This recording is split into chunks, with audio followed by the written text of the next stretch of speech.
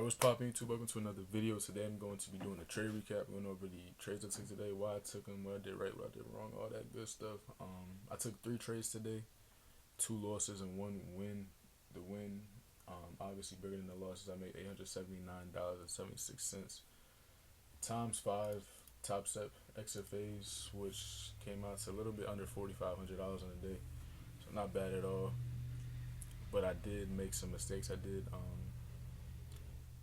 do some things wrong that cost me some money today. So I'm gonna go over all that. So I took 3 trades. So the first trade I took today was this 15-minute inversion right here. I took them to close below the 15-minute. Now I'm not entirely mad at this setup, but what I could have did better, honestly, because ES never got a close below on the 15-minute. I'll show y'all. ES never fully closed below this imbalance, and usually my rule is if one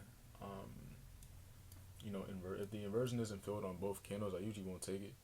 And so you see right here, ES never really closed below. ES was continuing to hold bullish.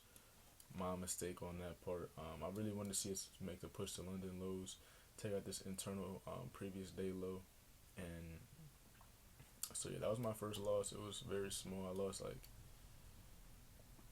$60, $70 on that. It was nothing crazy. Then my second loss, where I really was kind of mad at myself at, came right at, actually let me go to TradingView so I can show y'all better. It came right at open, where I failed to really fully identify what price was doing at open. So let's go to right here, right there. Well, yeah, let me start here. So I failed to see what price was doing at open, which was my fault. When we were holding bullish, right? In my mind, I recognized, or what I failed to recognize, was this 3-minute inversion. Plus, we had we had Asia highs above us. We had a bunch of stack highs, honestly, and we were holding bullish. We had a 3-minute change in the state, respecting the 5-minute, also respecting the 15-minute, and I was still trying to short at this point. I took a short right here, which wasn't really good at all. I took just this change in the state right here. After we were rejecting off of this imbalance, I wanted to see us come to these equal lows, which isn't a bad setup, but it's not smart externally, because we are holding bullish PD arrays. It is right before market open, literally 15 seconds before. So as you can see, price skyrocketed to my stop loss. I had my stop right above this candle right here. Price came, stopped me out. Like, the risk to reward and everything made sense, but just the setup and the timing on the trade, it just wasn't really smart in my opinion. This was like my fill. Stop was here. First target was these equal lows, and then obviously he was gonna let runners go to this lower resistance liquidity here. And yeah, so once we got that,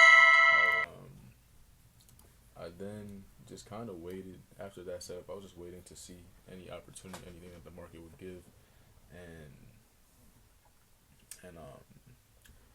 yeah, we were just skyrocketing at this point, and I was like, all right, if we just continue to do this, I'm not gonna get another trade today, because we took Asia, ran this what's this called, new day opening gap, take out more highs, and just continue to push. But then once we put in this SMT here, I started to kind of get an idea of what we might potentially do. And honestly, I took this on NQ, but Asia was ES was a lot cleaner. This usually is my favorite type of setup. We have an inversion for value gap plus a change in the state all within one candle. That is my favorite, and usually gives me the highest rate of return. However, I didn't take it on ES. I was watching NQ. I usually take all my entries on NQ. For whatever reason, I just do. So I waited for NQ. Once we got this first initial inversion for value gap, SMT, sweeping higher time frame liquidity, also coming out of a 4-hour imbalance, I entered my first starter position, risking I was risking around $300 here, stop at the high, and then my main target from this point was there was like an internal 30-second imbalance line like right here. Um, this is where I was initially targeting. So not a bad risk to reward. But then as we continued, once I seen price respecting, I then zoomed into the 15-second. Once we, no, it was only 30-second actually. I lied. I trailed my stop to like right here. Because I really didn't want to see us push above, and we were disrespecting the change in the state where we should be or we were respecting it where we should be disrespecting it. Usually, a good indicator on whether or not price is going to actually get the change in the state is if you see these wicks close above or below it. If you want to see bearish, you want to see body closes below it. If you want to see bearish and we're just wicking it, then that's less likely of a chance for you to your trade to play out more than likely, or the change in the state to actually play through. If you're not in the trade by then, but I was just waiting. I trailed my stop a little bit because I knew that the macro was about to open up. The 15-minute candle was literally a minute away, so I was just kind of waiting to see what the 15-minute candle did. We opened higher, which was perfect. I ended up falling through. We got that change in the state. That's when I added the rest of my position, trailed my stop to this high right here. Fill probably got moved to like, my fill was honestly still pretty good. My fill was like up here. Waited.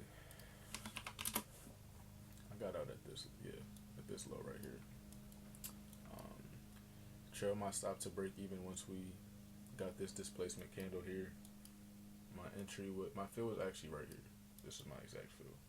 So I trailed my stop, went break even once we got more displacement. Ended up pyramiding after we respected. We inversed the 3-minute imbalance right here. Then we respected the inversion of it. Got a change in the state. I added 5 more contracts, which then put me at a fill of right here, and my stop was break even at that point as well still. So that was the trade that played out. That's how I made a majority of my money today. What I did wrong on this sense, or what I did, I'm gonna break down all three. I'm gonna start with this one. So what I did wrong with this trade is I feel like I definitely should have left runners, especially with how bearish ES was. Now ES had already taken New York open low, and we had already completely sold off. While NQ was still, let me go back. So ES had already taken this low right here. NQ at the time was all the way up here, holding a 5-minute imbalance, or within a 5-minute imbalance. So I didn't really know if we were going to continue to sell off, but I definitely could have held runners just to give me a possibility at least, or just trailed my stop loss very tight. Like usually what I would do is if we do hit my TP, I would probably just trail my stop here as we continue to displace lower, just continue to trail my stop just because we have that SMT, and I don't know when price is going to reverse. The SMT would usually make price reverse and continue higher, especially if we opened up that bullish from the market open. I wasn't sure how we were really going to react going into the rest of the morning. So what would have been smart was to just aggressively trail my stop loss, continue to trail it until, say, I get stopped out, or we take out, open low, which was right here, which would have been smarter, could have made a lot more money, but you live and you learn. Now with the other trades, what I took from that was just, usually I don't mind taking a trade pre-market if the setup makes sense. I take it with lower risk anyway, but I think when it comes to Monday morning specifically, I shouldn't touch it at all.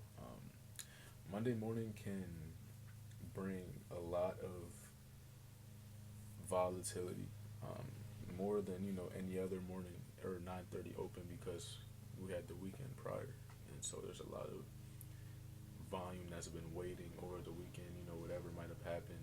We had the new week opening gaps and all that. So Monday morning, especially if we had Red Folder News today, which we did at 9, or we had at 10 a.m. and we had, I think, 1 p.m. later too. So I knew that today was going to be volatile.